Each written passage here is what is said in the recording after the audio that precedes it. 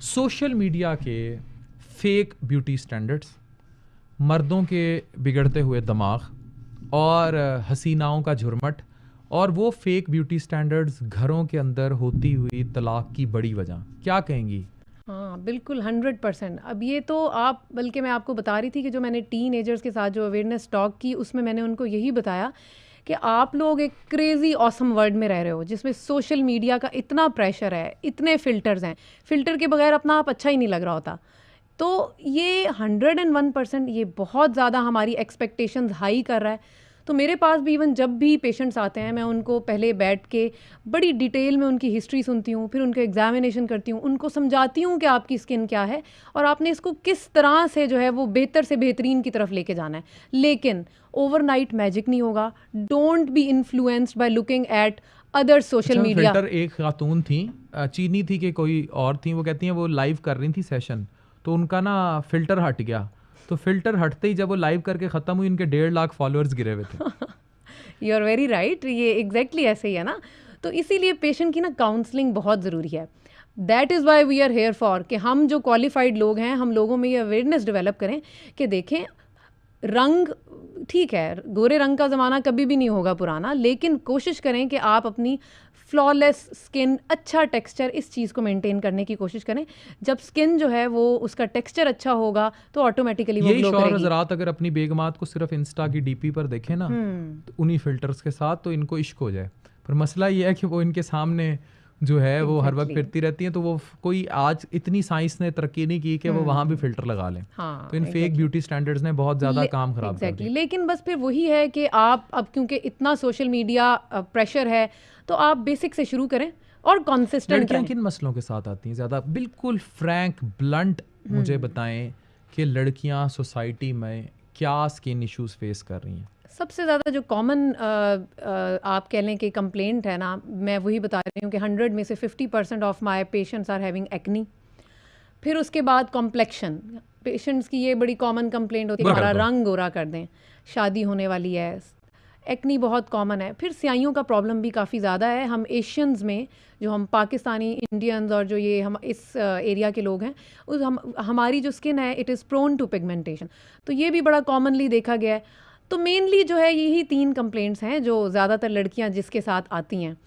और obviously basics routine follow करके patients are very much satisfied, क्योंकि वो सोशल मीडिया को देख रहे हैं। ऑल्दो ये कि social media has its own pros and cons, लेकिन ये कि हर चीज़ आंखें बंद करके ना, वही जो मैं अपने पेशेंट्स को कहती हूँ कि कॉपी पेस्ट स्किन के रूटीन नहीं फॉलो करनी है आपने। एक पेशेंट है, उसकी नॉर्मल स्किन है, आपकी एक्नी प्रोन स्किन है, वही सीरम आप सोशल मीडिया पोस्ट पे देख के अप्लाई कर लेंगी विदाउट द एक्सपर्ट एडवाइस, आपको एक्नी के एकदम से ब्रेकआउट हो जाएंगे। 11, 12, 13 साल, स्पेशली 12, 13 साल, 14 साल की स्कूल गोइंग बच्ची, वो सोशल मीडिया पे देखती है इन्फ्लुएंसर्स को। इन्फ्लुएंसर्स इन्फ्लुएंस कर रहे हैं बहुत सारी कॉस्मेटिक की प्रोडक्ट्स को, डर्मा की प्रोडक्ट्स को, स्पेशली ब्यूटी केयर को, या कपड़ों को, या जूतों को। आपकी भी बेटियां हैं, मुझे ये बताएं, ये 12, 13, 14 साल की उम्र से अगर आपकी बेटी आपसे मेकअप किट मांग लेगी, तो हम वालिदैन कहाँ खड़े हैं? मैं आपको बता रही हूँ कि मैं आजकल की बच्चियों को ये नहीं कहूँगी कि तुम मेकअप ना करो, क्योंकि मुझे पता है कि उन्होंने सुनना ही नहीं है मेरी बात। तो फिर 12 साल की बच्ची भी नहीं सुनेगी। तो फिर अब करना क्या है कि हमने उसकी वे आउट ढूंढनी है, and the way out is कि आपने मेकअप जो है वो ओकेजनली करना है, once in a blue moon. Daily habit मत बनाओ। और अगर मेकअप करना है तो अपने जो मेकअप प्रोडक्ट्स हैं वो बहुत वाइजली चूज़ करने हैं। और मेकअप करने के बाद मेकअप रिमूवल बहुत ज़रूरी है। जैसे घर आएँ, फ़ौरन आके पहला काम ये करें कि अपना मेकअप रिमूव करना है, मेकअप को रिमूव करना है, और मेकअप के जो एप्लीकेटर्स हैं वो रूटीन से वॉश हों। सो बेसिकली देखें, बच्चियां मेकअप ना करने से रुकेंगी नहीं, तो क्या आपने फॉलो करना है कि मेकअप तो मेकअप करें, लेकिन ओकेजनली करें, कभी कभार करें, और हाँ कभी कभार करें, और स्कूल ना मेकअप करके एग्जैक्टली स्कूल ना मेकअप करके। क्या यूज़ करें? सिंपल सन ब्लॉक और मॉइस्चराइजर और सन ब्लॉक, ये लिपस्टिक, ये नॉट एट ऑल स्कूल में नहीं, वो तो वैसे भी अच्छा नहीं लगता ना कि बच्चियां स्कूल में। तो आप करो, ओकेजनली करो, मेकअप को प्रॉपर तरीके से रिमूव करो, अपने मेकअप प्रोडक्ट्स बहुत वाइजली चूज करो। अच्छा मुझे बताएं, 12, 13, 14 साल की बच्ची को मेकअप की क्या प्रोडक्ट्स दें? मॉइस्चराइजर्स, उसके अलावा आपने कहा ना मेकअप करें, क्या करें? तो बस उसमें ये है कि मॉइस्चराइजर, आप जो अपना सन ब्लॉक है वो आप टिंटेड सन ब्लॉक ले सकते हो। जो टिंटेड सनब्लॉक्स होते हैं उसमें हल्की सी वाइट कास्ट भी आती है, तो जो आपको टिंट टूंट लगाती हैं वो क्या? हाँ वही बता रही हूँ। तो टिंटेड सनब्लॉक ये होता है कि हल्का सा आपका जो कम्प्लेक्शन है वो 1 टोन इंप्रूव कर देगा, तो थोड़ा सा वाइट कास्टिंग आ जाएगी। फिर उसके ऊपर आप हल्का सा कॉम्पैक्ट पाउडर लगा के माइल्ड सा कोई टिंट जो है वो आप लगा सकते हो। That is all about it, that is all about it. अगर आप ये कर लो और घर आते ही प्रॉपर तरीके से अपना फेस वॉश करें किसी भी अच्छे salicylic glycolic acid face wash के साथ, तो इंशाल्लाह आपको कोई प्रॉब्लम नहीं होगा। लेकिन इसको रूटीन नहीं बनाना, बस this is the key point. और वाइजली। अच्छा, एक बड़ा अहम सवाल करने लगा हूँ। आजकल ट्रेंड है कोलाजन पाउडर्स का, बायोटिन का, और बहुत ज़्यादा इसको प्रमोट भी किया जा रहा है। ई कॉमर्स भरी पड़ी है कि कोलाजन पाउडर्स यूज़ किए जाएं, उसमें फिर बायोटिन इस्तेमाल किया जाए।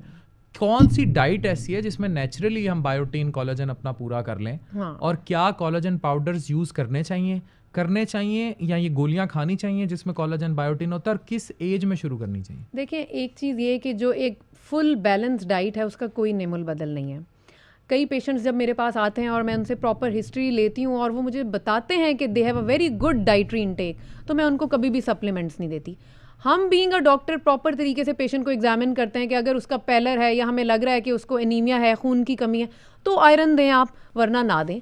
तो बेसिकली देखिए, बैलेंस डाइट का, एक अच्छी डाइट का नेमुल बदल कोई नहीं है।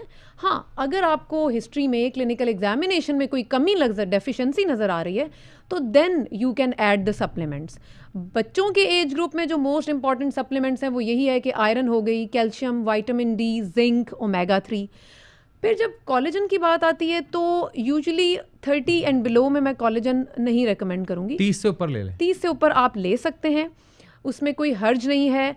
हमने बल्कि अपने क्लिनिकल एक्सपीरियंस में देखा कि जो पेशेंट्स डॉक्टर की प्रिस्क्रिप्शन से कोलेजन कुछ अर्सा यूज़ किया, फिर ब्रेक दी, तो उससे ये कि ओवरऑल आपकी जो है ना सिर्फ स्किन और हेयर हेल्थ बेहतर होती है, एक पेशेंट की ना ओवरऑल इम्यूनिटी, जॉइंट पेन्स, माइल्जियाज, ये भी अगर कोलाजन यूज करेंगे तो आपके माइल्जियाज भी ठीक होंगे। मैंने अपने क्लिनिकल एक्सपीरियंस में देखा है।